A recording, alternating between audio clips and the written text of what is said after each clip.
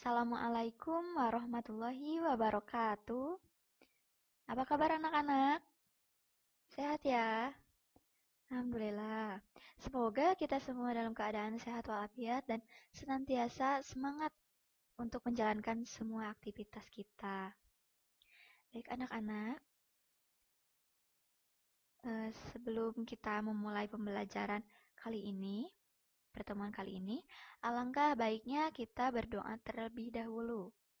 Bagi yang belum berdoa, dipersilahkan kepada masing-masing untuk berdoa di dalam hati. Berdoa di dalam hati dimulai. Berdoa selesai, amin. Sebelumnya, Ibu izin memperkenalkan diri. Nama Ibu Ajeng Aidatul Fikriah. Ibu di sini sebagai mahasiswa PPL yang akan mengajar kalian untuk beberapa pertemuan ke depan. Jadi Ibu harap kalian bisa semangat mengikuti pelajaran dari Ibu. Dan semoga pembelajaran dari Ibu bisa bermanfaat bagi kita semua. Amin.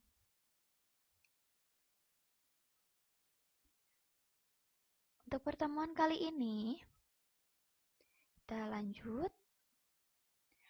Untuk pertemuan kali ini, kita sampai pada KD 2.2 dan akan membahas juga KD 3.2. Pada KD ini, kita akan membahas pokok pikiran pembukaan Undang-Undang Dasar Negara Republik Indonesia tahun 1945. Nah, materi ini merupakan subbab kedua dari bab 2, yaitu yang lalu kita sudah mempelajari subbab pertama. Coba, apakah masih ingat mengenai materi yang kita pelajari di pertemuan minggu lalu? Mengenai apa? Materi pertemuan minggu lalu, kita telah mempelajari mengenai makna alenia pembukaan Undang-Undang Dasar Negara Republik Indonesia tahun 1945. Nah, jika di sini pembukaan Undang-Undang Dasar memiliki makna di tiap alenianya, yang pertama, alenia pertama memiliki makna bahwa pembukaan Undang-Undang Dasar Negara NRI tahun 1945 bahwa kemerdekaan sebagaimana hak bagi semua bangsa di dunia, karena kemerdekaan merupakan hak asasi sebuah bangsa yang bersifat universal. Nah, untuk makna alenia kedua, Ibu ingatkan kembali, itu menunjukkan ketetapan dan ketajaman penilaian bangsa Indonesia. Makna alenia ketiga, menjelaskan bahwa kemerdekaan yang dicapai oleh bangsa Indonesia adalah rahmat dari Tuhan Yang Maha Kuasa dan bukan semata-mata atas perjuangan bangsa Indonesia sendiri, melainkan ada spirit religius di dalamnya yang memperkuat persatuan Indonesia. Kemudian ada makna alenia keempat, yaitu bahwa negara Republik Indonesia tahun 1945 ini memuat prinsip-prinsip negara Indonesia, yaitu tujuan dari negara, ketentuan diadakannya undang-undang, bentuk negara, dan dasar negaranya itu sendiri. Baik, oleh karena itu kita akan lanjutkan pada materi selanjutnya.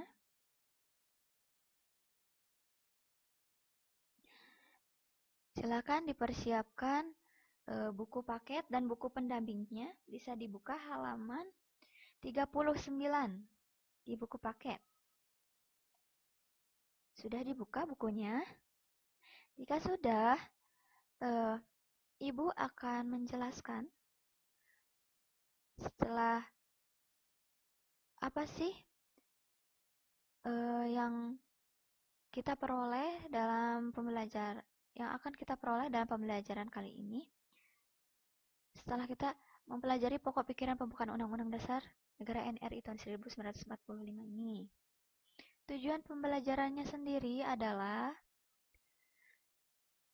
jadi Diharapkan setelah mempelajari materi pokok pikiran pembukaan Undang-Undang Dasar Negara NRI tahun 1945 ini, siswa diharapkan dapat yang pertama, menampilkan perilaku disiplin dan tanggung jawab dalam mengamalkan pokok pikiran pembukaan Undang-Undang NRI tahun 1945.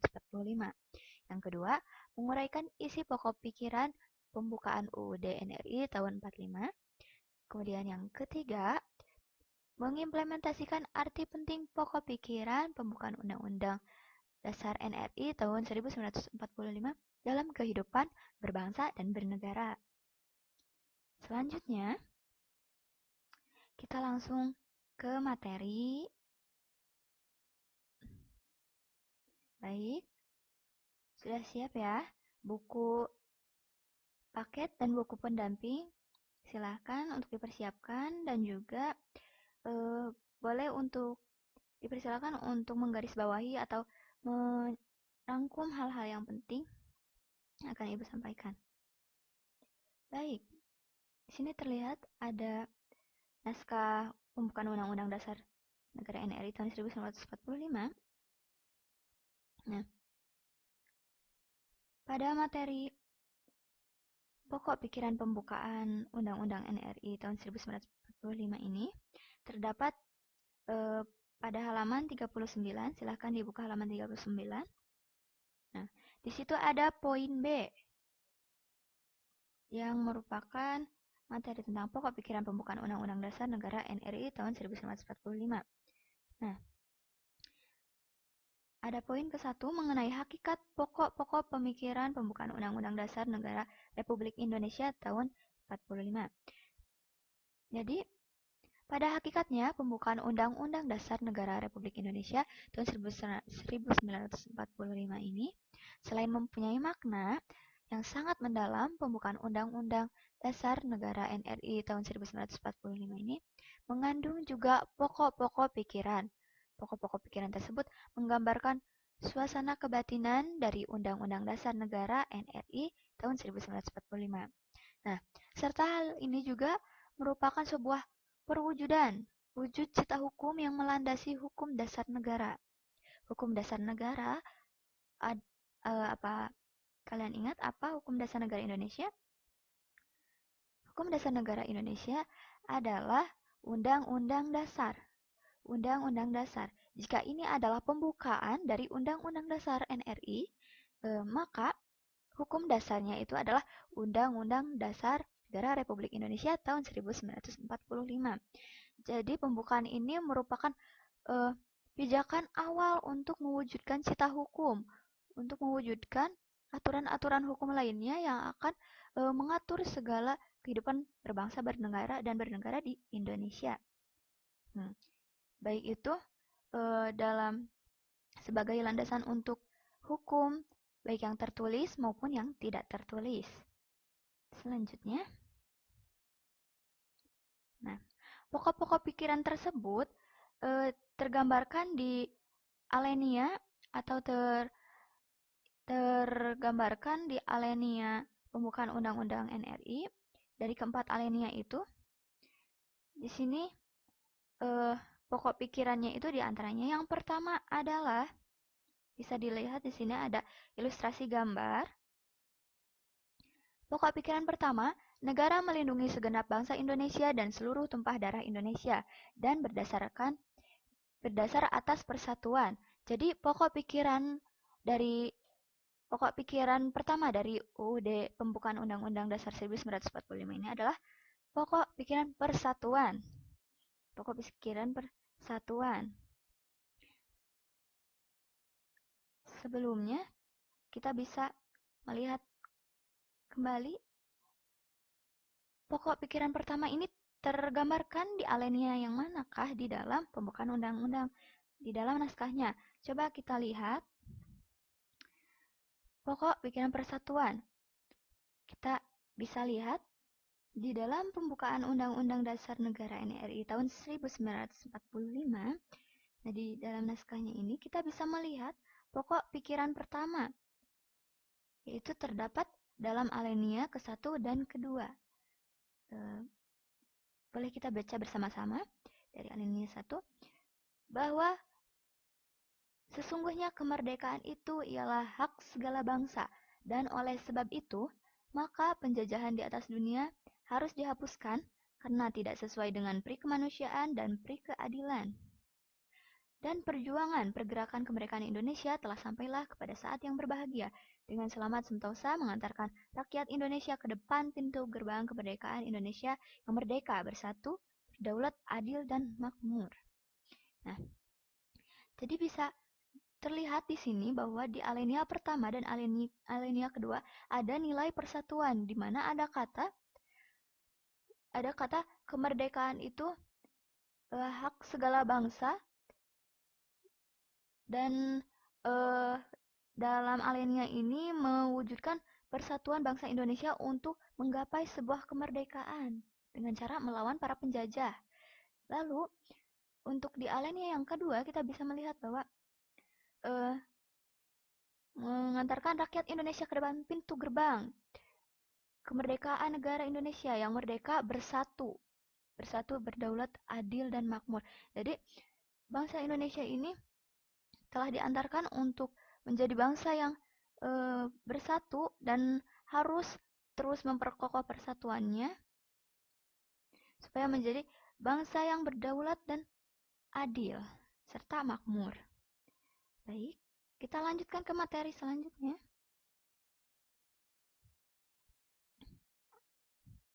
Nah, di sini ada ilustrasi proklamasi, yaitu sebuah pencapaian dari persatuan sehingga menghasilkanlah sebuah proklamasi kemerdekaan.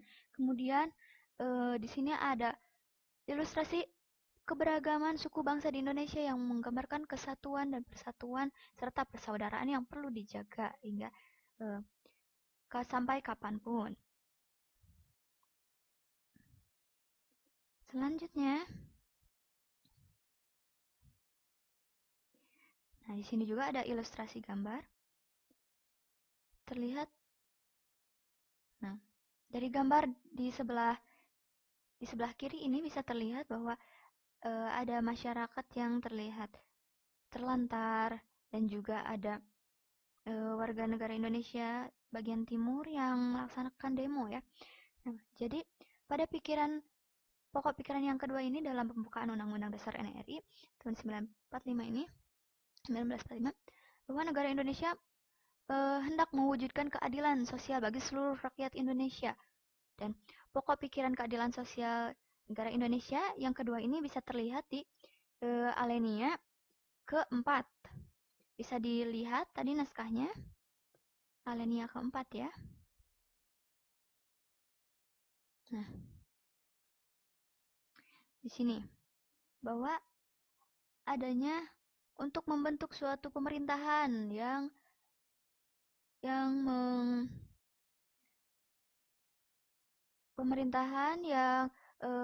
melindungi segenap bangsa Indonesia dan seluruh tumpah darah Indonesia dan memajukan kesejahteraan umum, yaitu kesejahteraan masyarakatnya.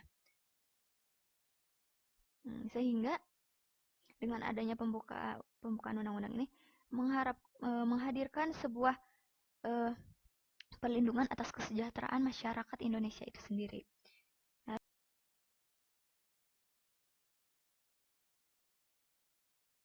Indonesia ingin mewujudkan sebuah negara yang berkedaulatan rakyat berdasarkan atas kerakyatan dan permusyawaratan perwakilan. Pokok pemikiran pembukaan Undang-Undang Dasar Negara Republik Indonesia, pokok pikiran ketiga yaitu pokok pikiran kedaulatan rakyat, di mana pokok pemikiran ini mengandung konsekuensi logis bahwa sistem negara yang terbentuk dalam Undang-Undang Dasar harus berdasarkan atas kedaulatan rakyat dan permusyawaratan perwakilan. Pokok ini sesuai dengan sifat masyarakat Indonesia yang selalu mengedepankan asas permusyawarahan untuk mufakat dalam menyelesaikan suatu persoalan. Nah, salah satu contohnya adalah ketika praktik pemilihan umum ataupun di kehidupan sehari-hari seperti pemilihan OSIS dan berdiskusi atau bermusyawarah di lingkungan keluarga. Kemudian selanjutnya pada pokok pikiran keempat, negara Indonesia berdasarkan atas ketuhanan yang Maha Esa. Nah, jadi menurut menurut dasar kemanusiaan yang adil dan beradab. Sehingga pokok pikiran yang terdapat pada pembukaan Undang-Undang Dasar Negara Republik Indonesia keempat adalah pokok pikiran ketuhanan. Salah satu bentuknya adalah uh, untuk memelihara uh, untuk mengimplementasikan pokok pemikiran pembukaan keempat ini adalah dengan cara toleransi antar umat beragama. Seperti pada ilustrasi di gambar, yaitu adanya deklarasi kerukunan antar umat beragama seperti itu, dan tidak membeda-bedakan atas status agama selagi kita sama sebagai bangsa Indonesia.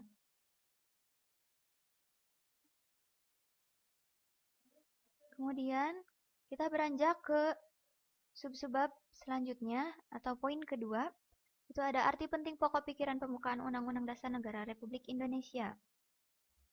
Di mana apabila kita perhatikan bahwa pembukaan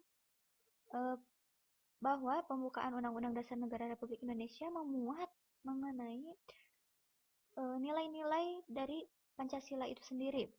Bisa kita lihat. Nah, bisa kita lihat akan kita sila ketuhanan tadi kita lihat di Alenia berkaitan dengan religiusitas ada di Alenia ketiga, lalu ada kerakyatan dan keadilan di Alenia keempat, lalu ada kemanusiaan di Alenia kedua, dan persatuan di Alenia ke-1 dan kedua pembukaan Undang-Undang Dasar Negara Republik Indonesia.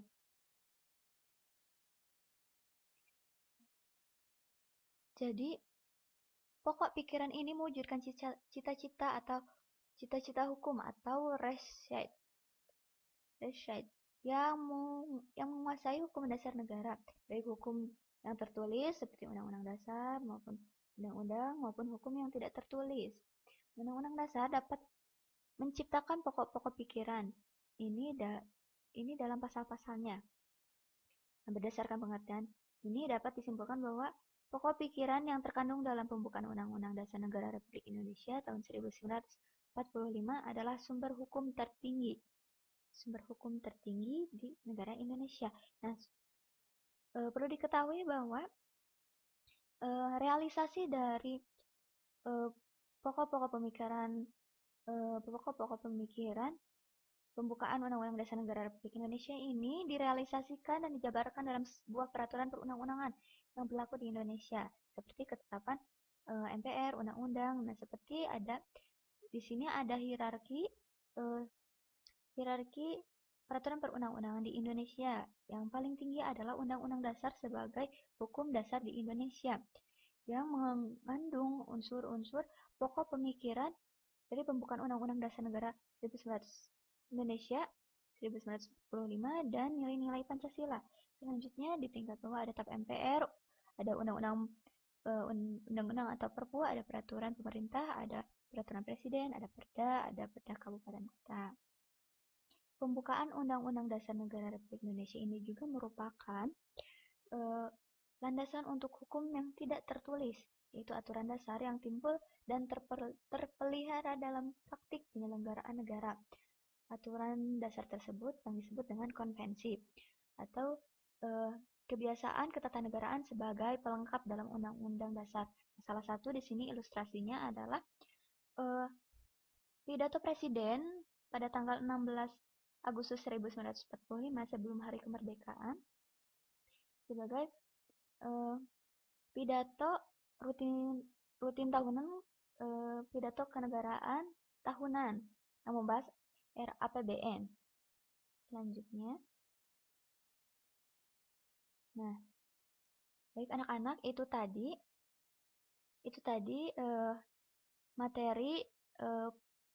materi pokok pemikiran pembukaan Undang-Undang Dasar Negara Republik Indonesia itu tahun 1945. Ada 4 pokok pemikiran dan ada arti pentingnya juga.